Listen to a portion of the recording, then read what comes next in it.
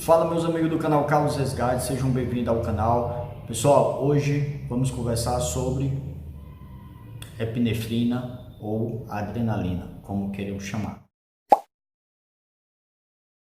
Meus amigos, é o seguinte, a indicação dessa medicação nós utilizamos muito aqui no meio pré-hospitalar em situações, por exemplo, de parada cardiorrespiratória, ou seja, o paciente nem consegue respirar, nem o paciente está com o coração ali sem funcionar. E onde nós vamos iniciar as compressões torácicas associadas com a medicação, isso no suporte avançado, ok? Pessoal, outra indicação também dessa medicação será numa situação de choque anafilático, ou seja, aquele paciente que apresenta uma reação alérgica grave, usamos também a epinefrina. Outra situação é paciente com crise asmática grave, utilizamos também a epinefrina. Em outra situação, controle de pequena hemorragia cutânea, usar a epinefrina. Outra situação também, se você quiser utilizar em associação com os anestésicos locais, podendo a duração do seu efeito analgésico, no caso, tá bom? Pessoal, as características farmacológicas dessa medicação, seja no âmbito farmacodinâmico ou farmacocinético, é entender, por exemplo, no caso da farmacodinâmica, a ação do efeito deste medicamento dentro do nosso organismo. Ou seja, imagine o seguinte, essa substância aqui, ela vai interagir com alguns receptores. Quais são os receptores que ele vai interagir, Carlos? Com o alfa e o beta adrenérgico, onde seus subtipos, no caso do alfa, alfa 1, alfa 2. Do beta, nós temos o beta 1, o beta 2 e o beta 3. Se essa substância ela vai interagir com o alfa 1, o que vai acontecer, Carlos?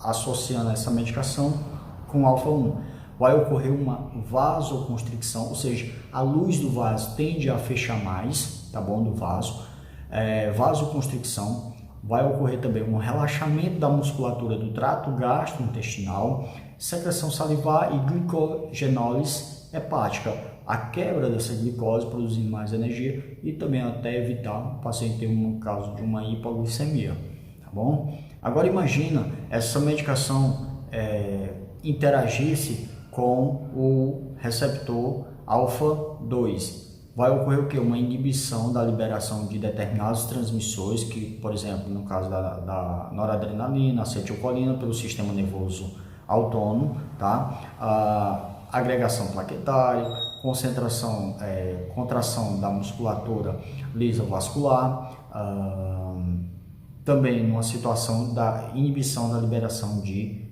insulina, tá bom? Agora imagine o seguinte, se essa substância, a epinefrina ou a adrenalina, interagir com o beta 1, o que vai ocorrer? Interagindo com o beta 1, vai ocorrer um aumento da contração da musculatura miocárdica, com isso aumentando também a frequência cardíaca. Se ligar ao beta 2, o que vai acontecer? Vai ocorrer uma dilatação do bronco, certo?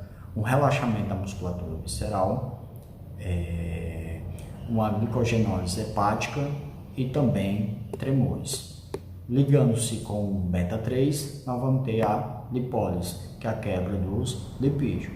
Entendermos também, além dessa situação, a farmacocinética são o caminho que ele vai percorrer essa medicação. E através de quê? Pode ser através de intramuscular, subcutânea, endovenosa. Então, são os caminhos que eles vão percorrer, certo? Dessa medicação. Outra situação é a contraindicação, no caso dessa medicação, depende. Há pessoas que podem ter alguma hipersensibilidade a essa substância. Aí nesse caso seria uma contraindicação, mas como nós utilizamos muito essa medicação numa situação de emergência, acaba que isso torna-se relativo.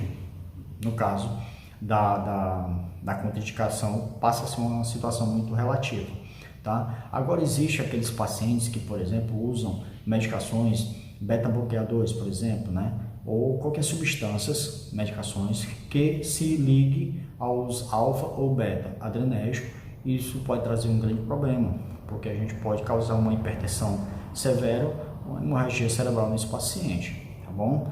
Então a gente tem que ter muito cuidado. E algumas precauções que nós devemos ter na utilização dessa medicação. Por exemplo, paciente que esteja em trabalho de parto, né, não é recomendável a utilização dessa medicação, porque nós vamos retardar a segunda fase do processo.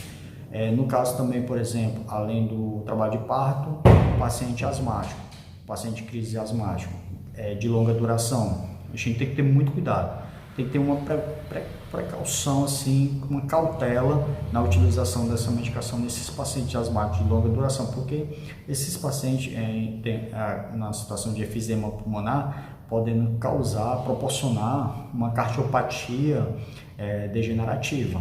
Então esses pacientes, né, que tendem a ter efizema pulmonar subjacente, acaba proporcionando uma cardiopatia degenerativa, né, no caso, ou seja, doenças do coração, alterando aí o seu funcionamento, provocando aí, no caso, por exemplo, uma arritmia cardíaca, podendo ser até fatal, tá bom? Há algumas preocupações que a gente pode ter também em relação a pacientes que têm, por exemplo, paciente anginoso, né?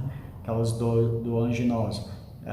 A utilização dessa substância podendo intensificar essa dor e ser algo mais preocupante, tá? O cuidado com a medicação em relação à luz, tá bom? Ela é fotossensível e também a temperatura em torno de 15 a 30 graus Celsius, certo?